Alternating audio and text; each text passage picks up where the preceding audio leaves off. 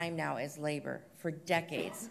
And we are here to applaud and explain a bill that's coming out, at least at the second half of the program here, that explains what we need, and it is a bill that we are all going to fight for. I'm pleased to be here today to applaud the introduction of the Workplace Democracy Act by Senator Sanders and Representative Pocan and the other Senate and House co-sponsors. This bill is desperately needed by all non-union workers across the country who need a union and who want a union, but who are denied their right of freedom of association and the right to bargain collectively because of employer harassment, intimidation, and opposition. This is true for registered nurses as well. For registered nurses, union representation allows us to focus on what we do best, caring for our patients. And if you haven't had the opportunity to be a patient yet, you will at some point in your life. When nurses are able to join collectively without fear of being fired for advocating for their patients, the public is safer. That means insisting on safe patient care staffing, means standing up for patients when insurers don't want to pay for specialized care patients need, or when hospital managers want to kick patients out before they are safely ready to go home. Union rights for nurses are a public safety priority in an era of corporate health care. Just as protecting the rights of working people to form unions helps everyone win improved wages, health benefits, retirement security, environmental protections, and many other improved living standards. When nurses attempt to organize, their hospital employers typically try to intimidate them and impede their organizing efforts, and they are allowed to get away with it because we have a toothless labor law. For these reasons, and in solidarity with workers in all industries who desperately want a collective voice on the job, we strongly urge Congress to pass the bill expeditiously. Current federal labor law is broken. This bill will take significant steps forward to fix it, and I thank you.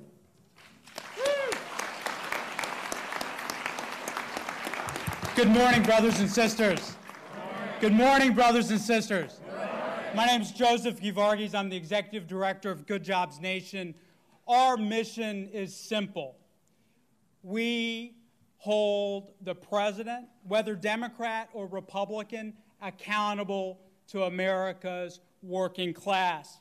Donald Trump ran as a worker champion. He promised that he would deliver more jobs and better wages. But a year and a half later, he has failed to deliver. And you know what? America's workers are tired of waiting. That's why we need the Workplace Democracy Act, so that workers can organize and hold Donald Trump's feet to the fire. Thank you.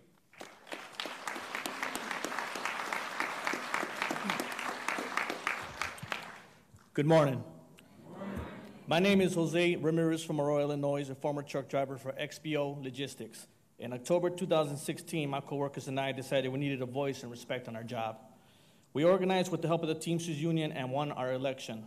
But XPO, one of the world's largest logistics companies, still refuses, a year and a half later, to recognize our union and negotiate a contract.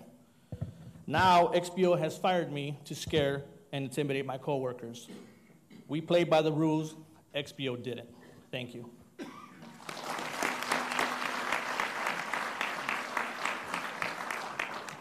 Good morning. My name is Rich Fiesta with the Alliance for Retired Americans. We're a 4.4 million organization of union and community retirees, some of whom are here today. You cannot have a dignified, secure retirement unless you first have workplace democracy and have living wages during your work life.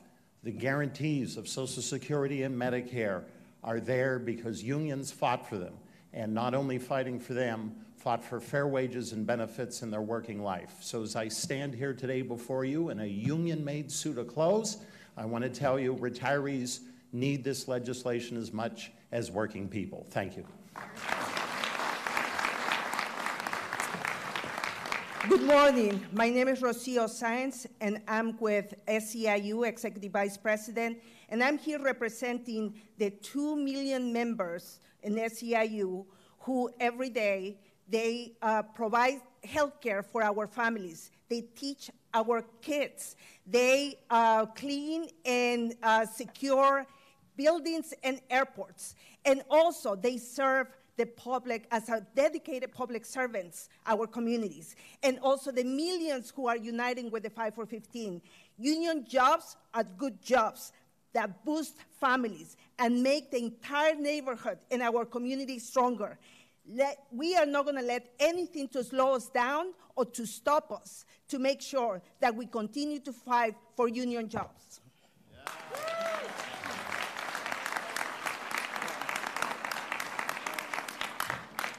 Good morning. I'm Oscar Owens, International Secretary Treasurer of the 200,000 members of the Amalgamated Transit Union. We move America. Unions have bought us the 8-hour day, pensions, health benefits, and worker protection. The Workforce Democracy Act will strengthen unions, increase benefits, and improve the lives of America's working men and women. That's why it is so important that the Workplace Democracy Act becomes the law of the land. Thank you.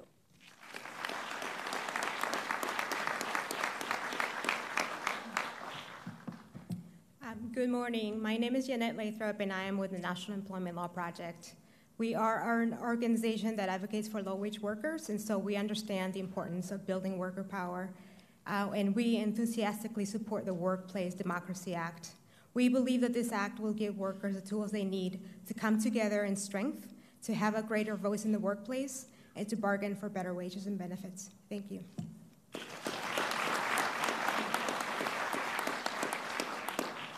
Good morning.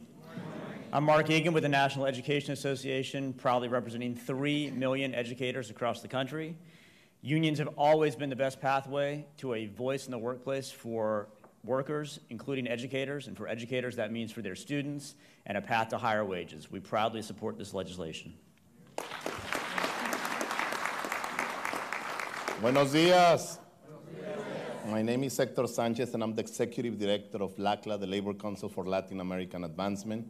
We represent the interests of Latinos and immigrant workers in the nation. We know that Latinos and immigrant workers are the most vulnerable workers in the nation. We have the highest levels of death and injuries at work, the highest levels of wage theft. But we know that the only way to avoid exploitation for workers is unionization.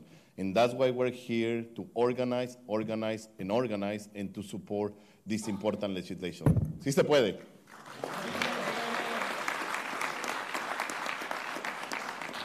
Good morning. My name is Ann Toomey, and I'm a registered nurse. I'm with AFT, which is the American Federation of Teachers, with a healthcare division of over 130,000 nurses and health professionals. But I'm also president of a union in New Jersey called Health Professionals and Allied Employees. And I'm here to say to you, as a nurse, our role is to be the patient advocates. We take care of our patients. We advocate when we believe they need their help. We go to bat for them, but we need to do that on the national level through working conditions and safety and standards. So we applaud this bill and support it.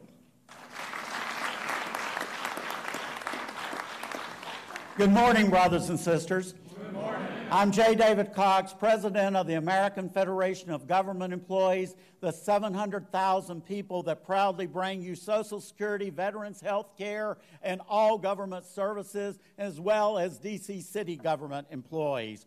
We are proud to be here today with our entire Executive Council to support this legislation that's been introduced by Senator Sanders and Representative Pocan. We believe strongly that the answer to every problem in this country is more union members. Say it, brothers and sisters, more union members. The answer to every problem that we have, we increase the number of union members, we will see all of our problems disappear. Pay inequity, discrimination, workers' rights, safety on the job. The answer is more union members. And brothers and sisters, I'm the last one, and I've got the tap dance to decide if the senator is here or not. And with that, okie dokie. Brothers and sisters, we're going to hold just 1 second as we're waiting on the senator and our other speakers that will be coming in.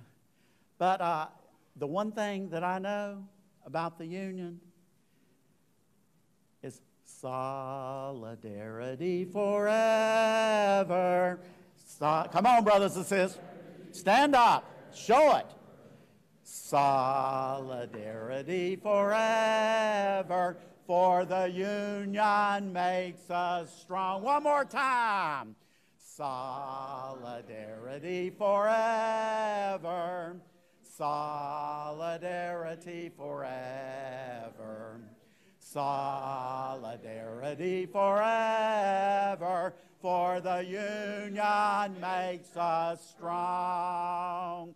Thank you, brothers and sisters. Thank you.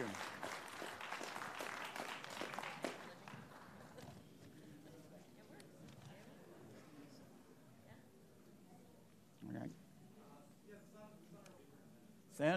Senator will be here in just a minute. So, look around the room, brothers and sisters. This is solidarity. This is workers fighting for workers. This is nurses. This is machinists. This is government workers. This is service workers. We all stand together.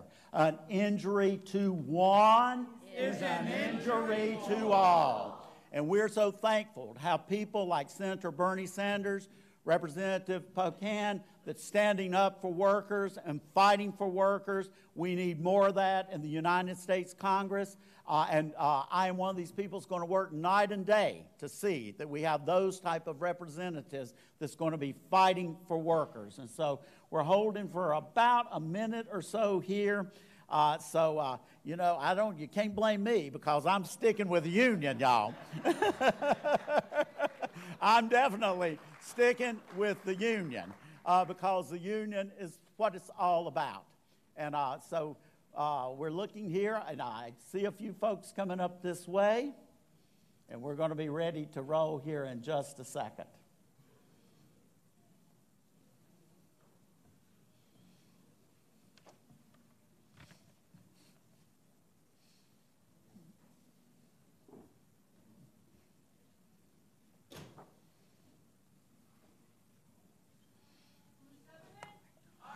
Government, that's right. Who's our government? Our government. Our government. Our government. Our government. Our government.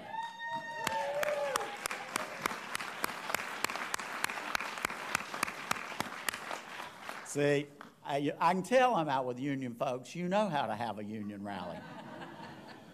And we've got folks that are out on strike right now, and we're sticking up for those that are striking today, brothers and sisters, fighting for a fair wage. And it's not an easy environment to go out on strike, but we're going to be with them. And we applaud the teachers of this country and the great work that they're doing.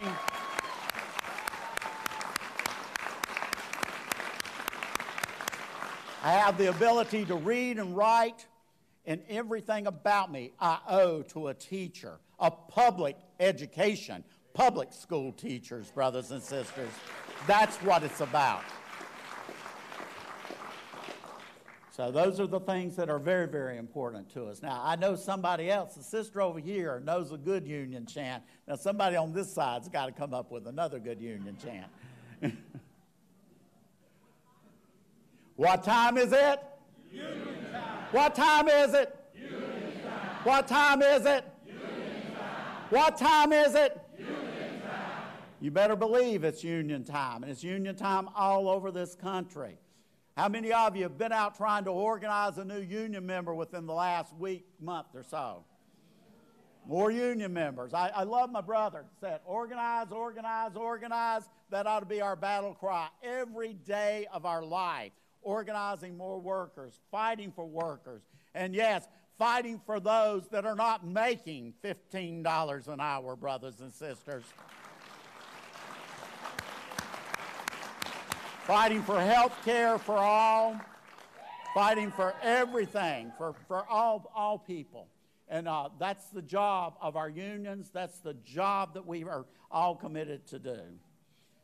So, my brothers and sisters over here, who are we?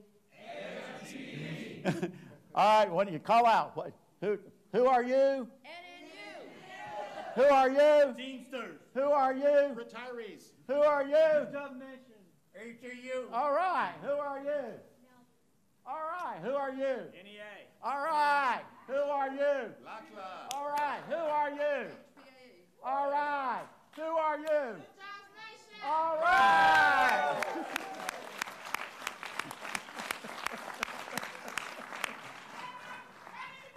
Fired up, ready to go.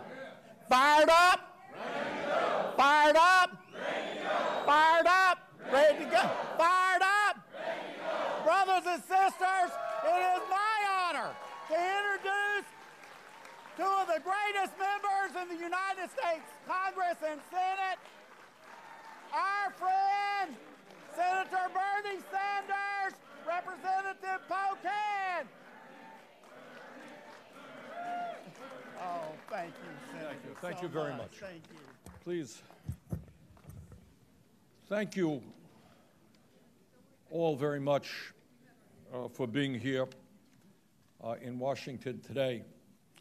You know, one of the problems with our country and our government is that these buildings here in D.C. get overrun by lobbyists who are working night and day at six-figure or seven-figure salaries in order to represent the 1% and billionaires. It is delightful to see working people here in the People's Building. Thank you very much.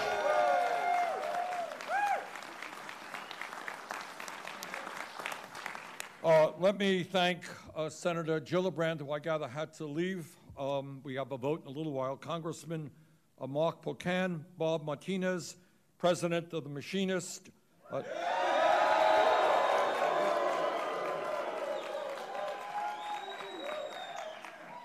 Jean Ross, President of the National Nurses United. Two of the great unions in America, and we also have AFG here as well. David Cox. Thank you, David. There are three great unions here today. And let me thank Zoey Kerry and Shanice Benbow and Marmar Lewin Heath, workers who will be talking to us in a few minutes. Now today, we are here to say a few words about one of the major crises facing our country, an issue that is simply not talked about enough. And that is that in the wealthiest country in the history of the world, millions of our people today, right now, are working at abysmally low wages without decent benefits. And what we are saying right here in the nation's capital is that we want an economy that works for all of us, not just the 1%.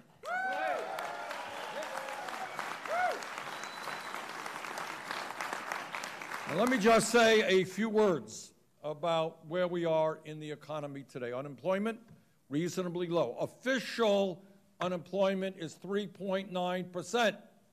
But official unemployment does not include those who have given up looking for work, or millions of people who are working part-time when they want to work full-time. Real unemployment today is close to 8%. Meanwhile, in my state and all over this country, we have people who are not working one job, they're working two jobs, they're working three jobs to cobble together an income and some health care to take care of their families. In America today, in the so-called booming economy, 30 million Americans have no health insurance, and even more are underinsured because they can't afford the co-payments and the deductibles as part of their health care plan. Is that right? No. All right, so the result is that we have people all over this country can't afford to go to the doctor when they're sick, And then after they go to the doctor, they can't afford the prescription drugs that their doctors prescribe because the drug companies are ripping us off right and left. And here is something else that we should know. Again, not talked about too often. And that is more than half of older Americans. These are people 55, 60, 65 years old. And it found out that 44% of the American people did not have $400 in disposable income to deal with an emergency. Got that? Your car breaks down. Your kid gets sick. People do not have that $400 to deal with that emergency. They have to go to their credit card or borrow money. Well, what does that tell us? It tells us that tens of millions of people in this country are working paycheck to paycheck, right? And if their job goes to China, and we just met with some workers today from Toys R Us, bankruptcy, 30,000 workers laid off, people without a severance. People are living in stress today. You know why we are stressed out? Because people are struggling day after day, scared to death about what happens tomorrow. That should not be happening in the United States of America. But that is the economy for working people. Let's talk about the economy for the 1%. Let's talk about an America today where the 3 wealthiest people in our country own more wealth than the bottom half of American society, 160 million. You got that? 3 people, 160 million people. Last year, just as an example, Jeff Bezos, the CEO of Amazon, made $275 million every day. Every day. While, interestingly enough, the wages he pays to many of his workers are so low that many of them are forced to rely on food stamps, Medicaid, and public housing subsidized by American taxpayers. Same thing for Walmart, wealthiest family in the world, and yet many of their workers are subsidized by the taxpayers of this country. Now, we could go on as to why the middle class for 40 years has been in decline. Has to do with disastrous trade policies, has to do with outraising the minimum wage to the $15 an hour that we know it must be raised to. But there are other reasons as well. And one of those key reasons is what we're here to talk about today, and that is the 40-year decline in the trade union movement in this country. And let us all be very clear, these things don't happen by accidents.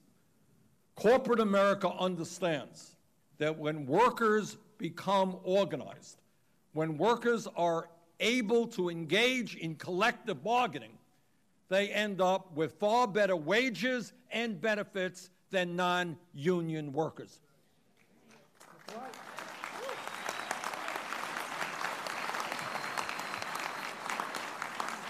And that is why, for decades now, there has been a very concentrated, well-organized attack on the ability of workers to form unions. And what we are here today to say loudly and proudly is that workers in America have the constitutional right to come together in unions and bargain collectively for decent wages and decent benefits.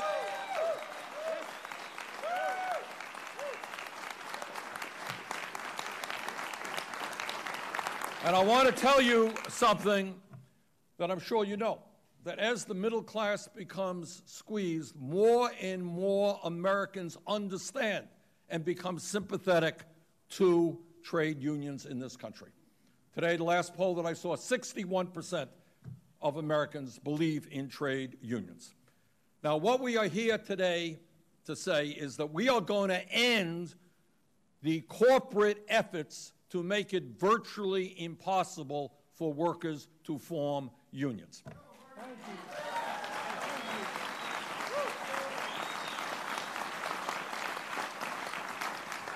Under our legislation, when a majority of workers in a bargaining unit sign valid authorization cards to join a union, they will have that union. End of discussion.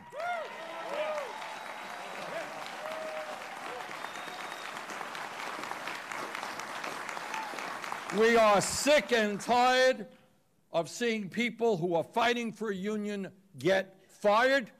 We are sick and tired of seeing workers being forced to go to a back room to be propagandized against unions. We are sick and tired of seeing workers threatened with job loss or seeing their jobs go to China for the crime of trying to form a union. That has got to end.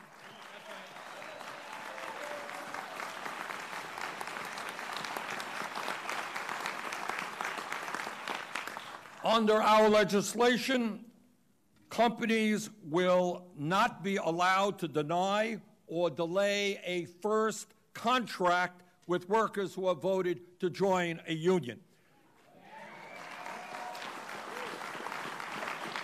It's what we're seeing all over the country. If workers are able to overcome all of the obstacles and actually form a union, what the companies are saying, sorry, we're not going to negotiate with you.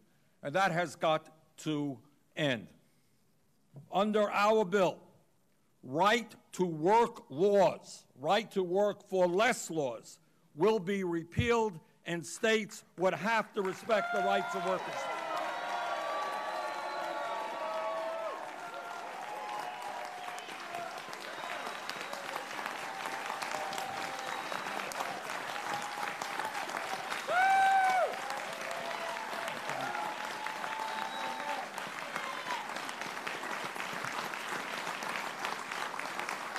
Under our legislation, employers would no longer be able to exploit workers by misclassifying them as independent contractors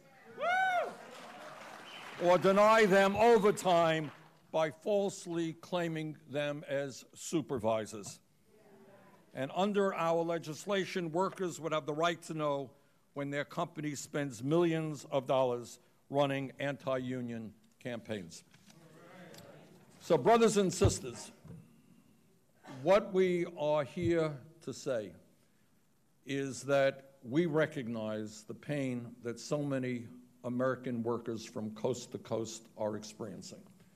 And we know that workers are worried about their parents, they're worried about their children, and they know and we know that there is something wrong when in an economy where worker productivity is going up, when technology is exploding, all of us deserve the right to enjoy the benefits from that economy.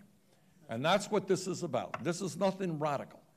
This simply says that when working people want to come together to form a union for decent wages and decent benefits, we will no longer tolerate corporate America denying them that right.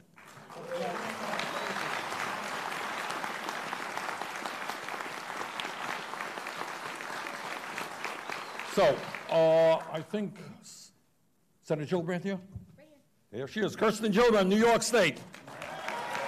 That was great. Kirsten has been doing a great job on so many areas. Kirsten? Thank you, Senator Sanders, for being so amazing. I'm really grateful to Bernie for his leadership. Thank you so much, Bernie. And I'm really grateful for your leadership, that I am standing side by side with so many union leaders, union workers, men and women who are fighting for jobs in this country. Thank you so much for raising your voice, elevating this issue, and making a difference. It really does matter. I believe to my core that this country needs to start rewarding work again. And what does that mean? What does rewarding work mean in this country at this day and age? It means paying your workers enough so they can actually take care of their families. It means paying your workers enough so they actually have the chance to live the American dream. It means putting the brakes on companies when they try to ship our jobs overseas and leave communities stranded.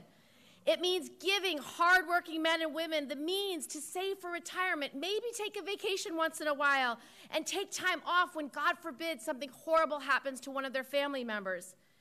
It means rewarding workers over shareholder profits and CEO pay. It means making sure that every worker has a voice and making sure that every worker has the right to join together to fight for pay and protections that they need. It means making sure that everyone who wants to work hard has access to a good-paying job, and that means rewarding work in this country. And that's what unions have always fought for. Even in the face of so many attacks, our unions are leading the fight to reward work in this country, because we all know that when workers' rights to collective bargaining are threatened and undermined, corporations have enormous power over workers. When workers' rights to collectively bargain are attacked, corporations can keep wages so low that even full-time workers are still living in poverty in this country. But that is not how our economy is supposed to work. And that's why we need unions. That's why we need you. That's why we need our unions to be strong and growing in this country again. So I'm really proud and grateful to be joining Senator Sanders on the introduction of the Workplace Democracy Act. This bill strengthens your rights, our rights to organize, to unionize. It would end the harmful policies like right to work for less laws, which are the most sinister attacks we've seen in a very long time on union rights and workers' rights. I'm very proud to stand by your side during this fight on this important legislation and every other issue that we need to fight for. The truth is, the only way anything ever changes in Washington is when regular people stand up and demand that change. That is what you are doing. That is why you're here. And we will get this done together.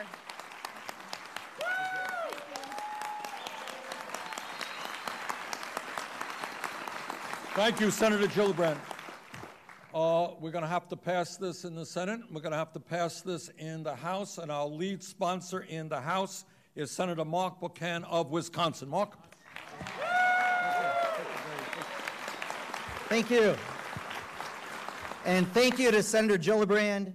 Thank you to Senator Sanders, not just for being the lead sponsor, but for a career of fighting on behalf of working families. Let's hear it again for Senator Sanders. You know, my name is Mark Pocan. I represent the 2nd Congressional District in Wisconsin, but also, and more important, I am nearly a 30-year member of the International Union of Painters and Allied Trades.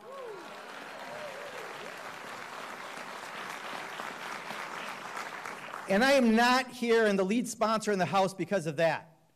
I am the lead sponsor in the House because I grew up in a town called Kenosha, Wisconsin, which I know, again, you know, Senator Sanders, you've had a MSNBC town hall and others there.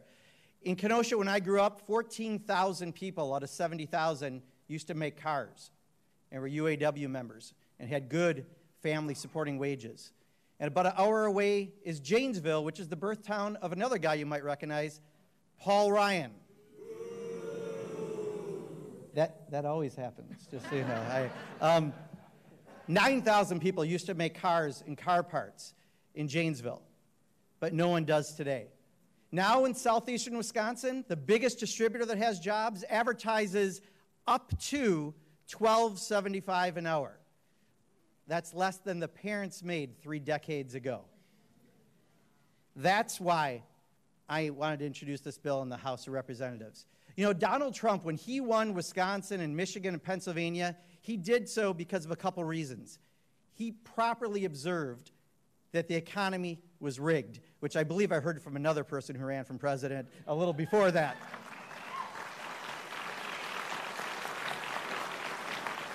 And Donald Trump properly observed that he wanted to drain the swamp. What he didn't tell you is he wanted to drain it so he could build a high-rise condo on the swamp.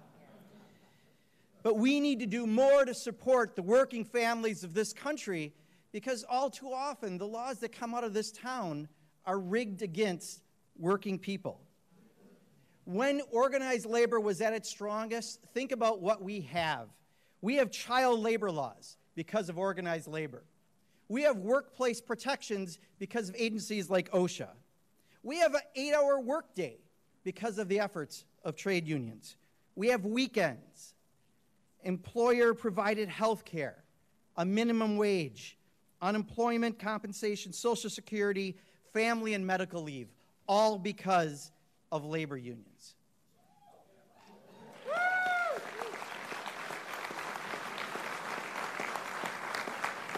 But unfortunately in this country, a lot of that has changed right now, both here in Washington and across the country, including in states like my home state of Wisconsin.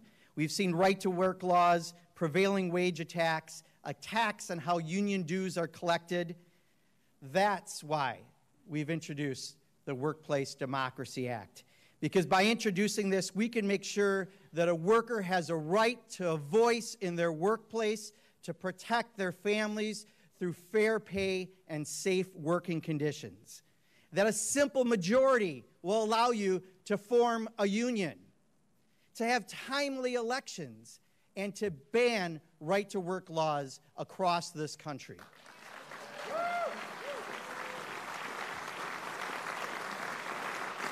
I subscribe to the Paul Wellstone School of Politics. Paul Wellstone was a U.S. Senator from Minnesota.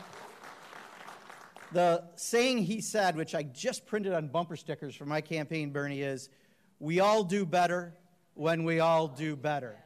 This bill will make sure that we all do better, and I am proud to introduce this in the House of Representatives. Mark, I'm going to have to go in a minute. Can you stick around and introduce something? I'm going to have to go vote in a second here, and Mark will then take over the podium. But before I do, I want to begin the process of introducing some of the workers who are with us today. Zoey Kerry is a student worker at the New School in New York. A year ago, in that school, they voted overwhelmingly, 502 to 2, to form a union. How's that? So Zoey, what I want to know, what happened to those 2 people? All right, in any case, they are running into one of the problems that we are going to address now, is that the school has not yet sat down and signed a first contract. Zoey Kerry.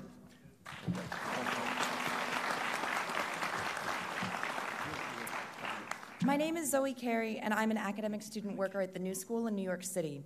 I'm also a member of student employees at the New School with the United Auto Workers. I've been in the sociology department since 2012, first as an MA student and now pursuing a PhD. Many universities provide their graduate students with stipends, not a lot of money, but enough to cover their living expenses while they study full-time. Most graduate student workers at the New School, like me, don't receive baseline stipends. Over the last 6 years, I have worked at the university to support myself throughout my studies. I've been a research assistant, a teaching assistant, and a teaching fellow, where I have led courses that are part of undergraduate students' core curriculum.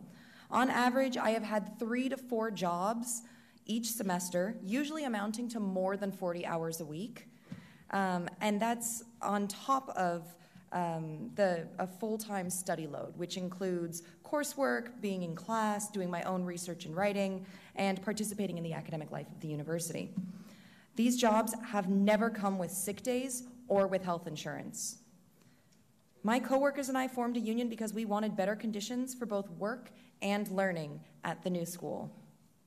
Once a majority of student workers signed cards agreeing that they wanted to join us, we appealed to the university administration to voluntarily recognize and negotiate with our union. This was in December 2014. We also filed a petition at the National Labor Relations Board at the same time as the Graduate Workers of Columbia.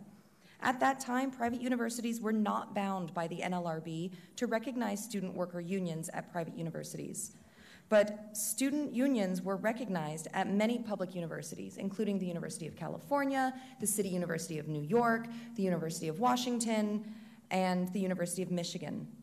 The New School fought us with expensive lawyers at the NLRB for 3.5 years. During that process, they claimed that our work was not work. It was just training, and that because we were students, we could not also be workers. They lost, and we had an election where we won 502 to 2. 99.6% of the students voted to unionize.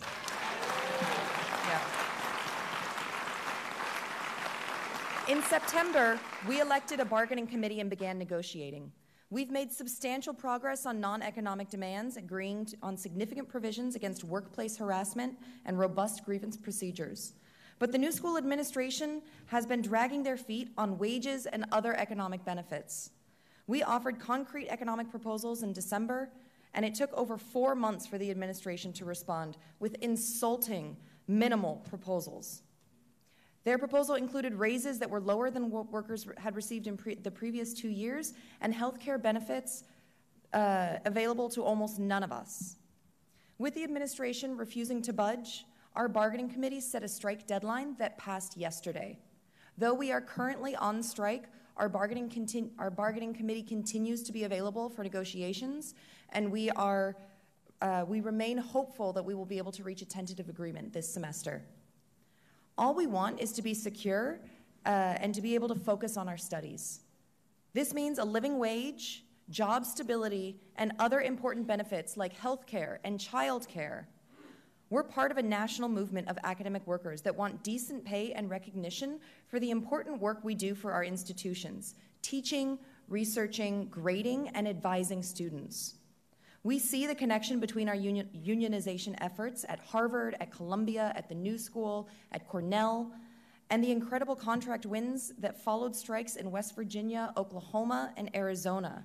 Our working conditions are our students' learning conditions. And if we want to continue cultivating intelligent and capable students, our employers must provide decent compensation and stable employment.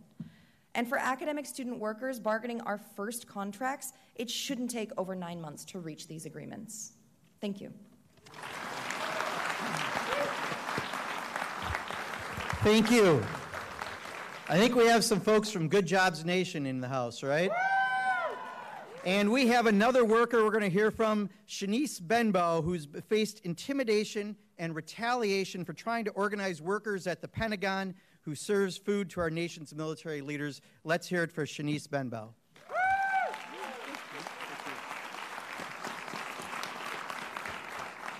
Hello, good morning. My name is Shanice Benbow, and I'm here to tell you why this law is so important. As a federal contract worker at the Pentagon, I couldn't survive on $7.25 an hour. Even though I worked 50 hours a week, I still had to use food stamps to feed me and my kids. It wasn't right. In America, no one who serves our troops should live in poverty. That's why I joined with Good Jobs Nation to fight for the $15 and the union. At first, I was scared to stand up, but I believed the law would protect me. But boy, was I wrong. After going on strike, my boss cut my hours and eventually fired me for organizing. The truth is that I am not alone on this issue.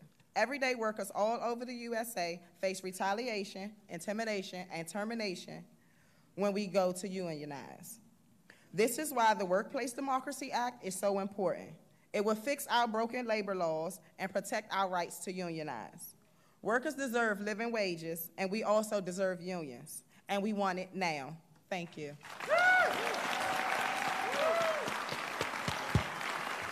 Thank you, Shanice. Now, by all the red, I think, do we have a couple of machinists in the house today? Okay. That's what I thought. The International Association of Machinists is fighting on behalf of workers across this country for good union, family-supporting wages, and they are led by someone who is with us today, Bob Martinez, who's the president of the IAM. Let's hear it from Bob Martinez.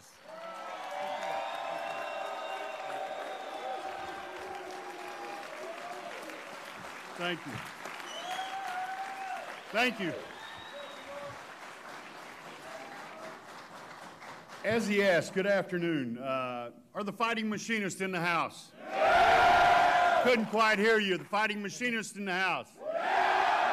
Organized labor in the house? Well, I got it good to be here with you. And over 600,000 fighting machinists across this country are here in this room with you. We're here with you, Congressman Pocan, because this act means so much to our union and all working men and women across this country. I want to thank you and Senator Sanders for once again proving that you are the real champions of the American working people in this country. Thank you.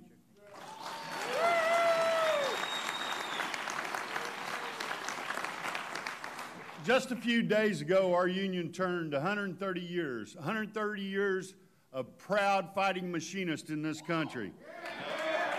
For 130 years, we've been fighting for better pay. For 130 years, we've been fighting for safer workplaces, for a dignified retirement, for dignity and justice on the job, and for an equal opportunity for every man and woman and child in this country.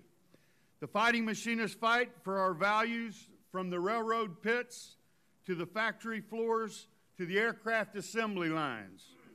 This week, the fight comes to Capitol Hill, and our brothers and sisters are here to prove that. We are bringing with us the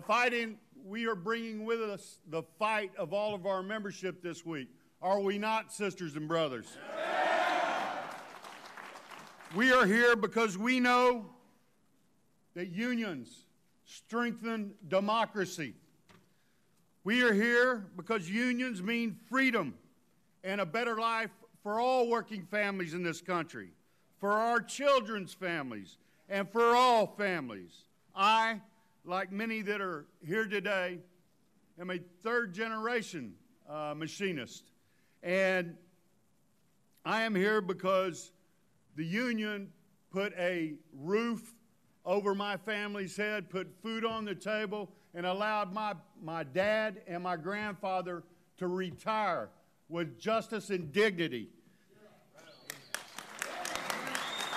Our family was blessed because we had the freedom to join a union. Every American deserves that right to join a union. It's under attack, brothers and sisters, because corporate greed and enemies of the working people right here on Capitol Hill. There's a lot of people in this building and the rest of the buildings around here that don't want what we want. They don't want unions for families. They don't want to allow them to be able to join a union. The tax cuts weren't enough. They want to roll back safety laws. They want to take away health care. They want to steal our retirements and our pensions that we have all rightfully earned. They want to outsource our jobs overseas. They want to cut our wages and get rid of good benefits. You got to ask yourself, why is the other side so hell-bent on destroying us? Why is corporate America spending billions of dollars to fight the rights of their own employees? They hire anti-union consultants, they force workers to attend anti-union meetings, and then they threaten to relocate if we want to come in and organize. They fire 1 in 5 employees, as you've heard, who engage in union organizing campaigns. It's because they know that unions are the last and the best defense against total corporate greed in this country.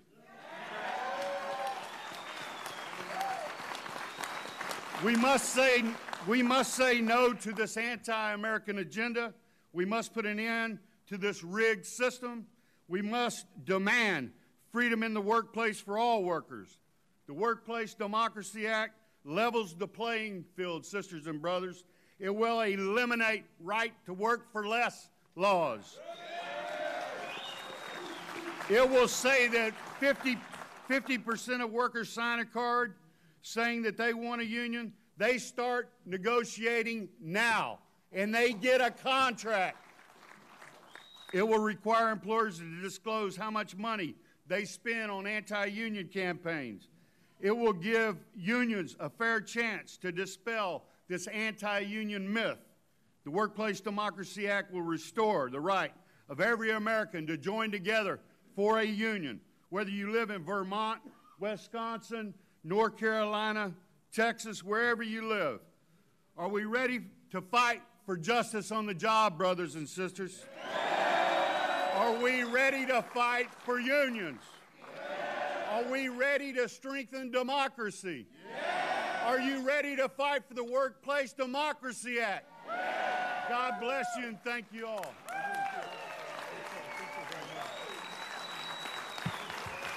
Let's hear it again for Bob Martinez.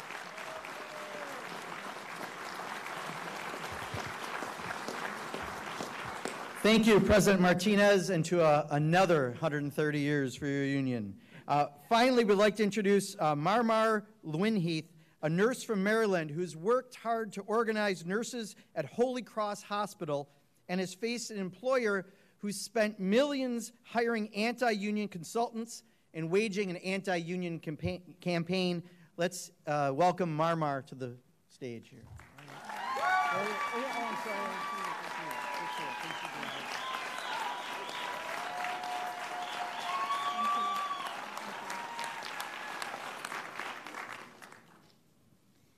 Good afternoon. It is afternoon now. My name is Marmar Lewinheath. I am a registered nurse at Holy Cross Hospital in Silver Spring, Maryland. I love the work I do as a neonatal intensive care nurse. My fellow nurses and I care for the most vulnerable babies who are premature and critically ill. Together, we help struggling infants strive to grow and thrive, and we are dedicated to giving them the best start in life we possibly can. Unfortunately, conditions at Holy Cross Hospital makes it unnecessarily difficult to do so. My coworker and I regularly notice problems that puts patient care at risk, significant and regular understaffing of nurses, shortages of supplies, and dirty spaces. That is why registered nurses decided to organize at Holy Cross Hospital with National Nurses United.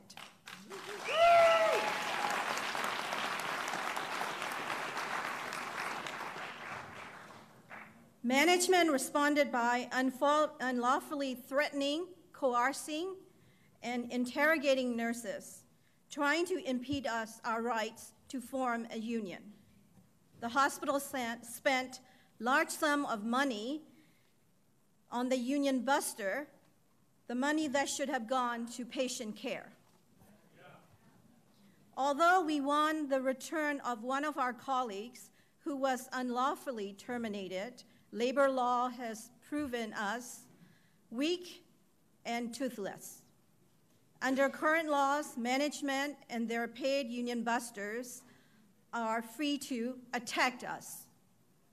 We need a real change so that registered nurses and all workers across the country have the right to organize without being harassed, intimidated, and abused.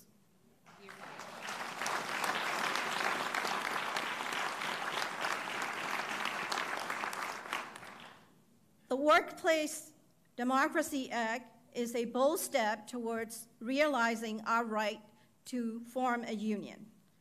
It offers real hope to nurses who wish to join National Nurses United to protect our patient, improve care, and ensure us a voice on the job. So I am proud to stand here today at the introduction of this bill so that we can ensure our rights and ensure the patients receive the care that they need and deserve. Thank you.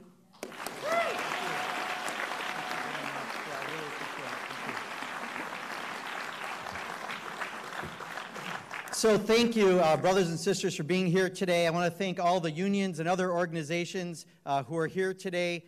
I want to thank Senator Sanders and Senator Gillibrand. We appreciate everyone's efforts on this. If we're going to make an economy that works for everyone, we have to have the strongest possible unions. We can do that with the Workplace Democracy Act, and we appreciate any efforts you can do to help us pass this bill. Thank you very much for being here today. Appreciate it.